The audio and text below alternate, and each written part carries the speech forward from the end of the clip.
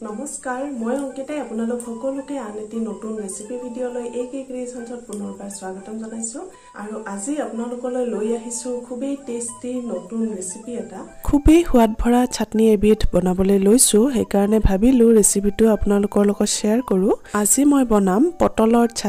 পটলৰ চাটনি আপুনি খাইছেনে যদি খোৱা নাই তেতিয়া হলে এই ধৰণে এবাৰ বনাই খাই চাব আপুনি নিশ্চয় বহুত ভাল পাব আশা কৰিছো আপোনালোকে আজিৰ এই ৰেচিপিটো চাই ভাল পাব কেনেকুৱা পাই কমেন্ট সেকশনত কমেন্ট কৰি নিশ্চয় জনাব এয়া বনাবলৈ একেবাৰে সহজ হয় আৰু খুব কম সময়ৰ ভিতৰত আমি বনাই ৰেডি কৰিব পাৰো গতিকে আহকচোন বনাবলৈ আৰম্ভ কৰো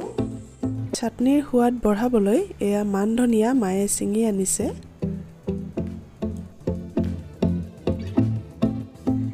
প্ৰথমতে ইয়াত মই লৈছো 4টা পটল এটা বিলাহী আৰু কেখিলামান মান ধনিয়াৰ পাত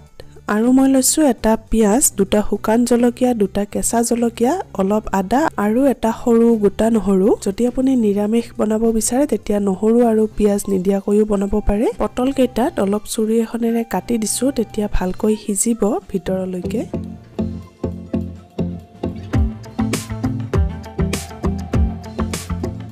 চাটনি বনাবলৈ পটল বিলাহীখিনি মই গেছৰ জুইতেই পুৰি লম গতিকে গেছৰ জুইটো জ্বলাই লৈছো আৰু ইয়াত পটল কেইটা এই ধৰণে দি দিছো প্ৰথমতে পটল কেইটা পুৰি লৈছো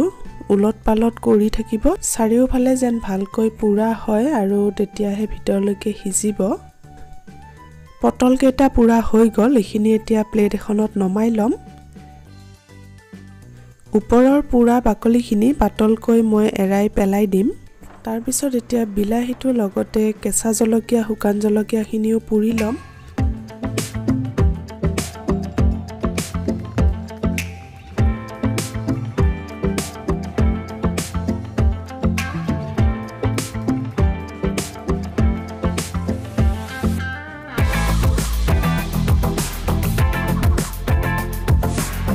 জলকীয়া আৰু বিলাহীটো পুৰা হৈ গল এইবাৰ পিয়াজ আদা নহৰুখিনি অলপ পুৰি লম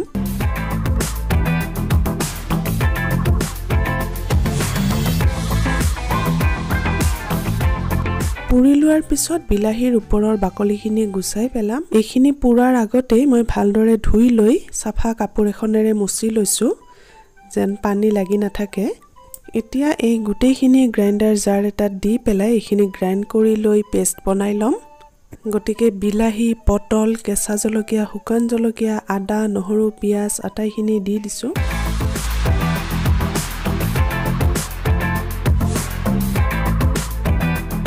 একেলগে মান ধনিয়াখিনিও দি দিছো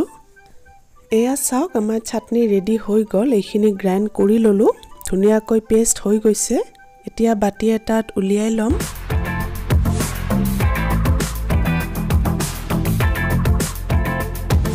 তাৰ পিছত দিব লাগিব সোৱাদ অনুসৰি নিমখ অলপ নিমখ মই দি দিছো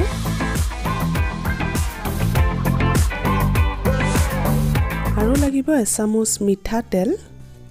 এইখিনি ভালকৈ এতিয়া মিক্স কৰি লম কেঁচা মিঠাতেল দিলে চাটনিৰ সোৱাদটো খুবেই ভাল হয় গতিকে এয়া আমাৰ টেষ্টি পটলৰ চাটনি পৰিবেশন কৰিবলৈ ৰেডি হৈ গল এই ধৰণে চাটনি বনাই আপুনি ভাতৰ লগত ৰুটি লুচি পুৰি পৰঠা আদিৰ লগত পৰিবেশন কৰিব পাৰে এই ধৰণে চাটনি বনাই খাই খুবেই ভাল লাগে আমি প্ৰায় বনাই খাওঁ সেইকাৰণে ৰেচিপিটো আপোনালোকৰ লগত শেয়াৰ কৰিলো আশা কৰিছো আপোনালোকে এই ধৰণে বনাই খাই চাব দেখিছেনে ইমান সহজতে আমি টেষ্টিকৈ এয়া বনাব পাৰো ভিডিঅটো চাই ভাল পালে প্লিজ লাইক আৰু শেয়াৰ কৰি দিব আৰু লগতে চেনেলটো সাবস্ক্ৰাইব কৰি দিব আজিৰ ভিডিঅটো ইমানতে সামৰিছো আন এটি নতুন ৰেচিপি ভিডিঅ লৈ সোনকালে পুনৰ লগ পাম তেতিয়ালৈকে সকলোৱে সুস্থ থাকক সুখত থাকক হাঁহি থাকক বাই বাই